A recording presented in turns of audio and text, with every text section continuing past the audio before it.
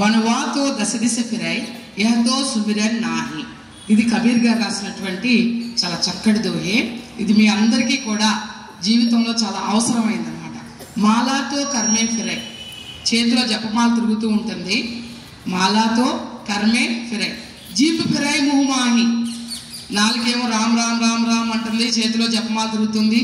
మనువాతో దశ దిశ ఫిరై, కానీ మనసు మాత్రం డిమార్ట్లో ఏముంది, ఎక్కడేముంది, ఇవాళ ఎవరు వచ్చారు, ఇవాళ వంట ఏంటి, ఇలా రకరకాలుగా తిరుగుతుంది మనసు. అలాంటి భక్తేనా? కాదు కదా. అలాంటి చదువు కూడా చదువు కాదు. చదువుకోవాలి అంటే ఏకాగ్రతగా ఉండాలి. ఇప్పుడు మేము వస్తున్నాం, టీచర్ గారు వస్తున్నారు అంటూ ఉంటారు, మళ్ళీ పక్కకి వెళ్ళిపోయారు, మళ్ళీ మామూలు అయిపోతారు. ఇలా కాదు, మీ మనసు కూడా చదువులో లగ్నమై ఉండాలి అనమాట. అర్థమైందమ్మా? ఏకాగ్రత అనేది చాలా అవసరం. ఏకాగ్రతగా ఉంటారా మీరు? ఏకాగ్రతగా చదువుకుంటారా? అలా ఉంటారా? జపమాల చేసినట్టుగా ఉంటారా?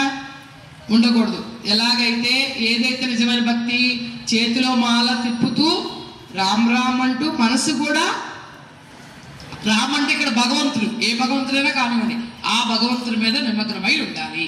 అలాగే మీ దృష్టి కూడా ఏదైతే చదువుతున్నారో దాని మీదే ఉండాలి, మనసు పెట్టి చదవాలి. అలాగే చదువుతారు కదా. మరి అవకాశం ఇచ్చినందుకు ధన్యవాదాలు తెలియజేసుకుంటూ ముగిస్తున్నాం. Thank you.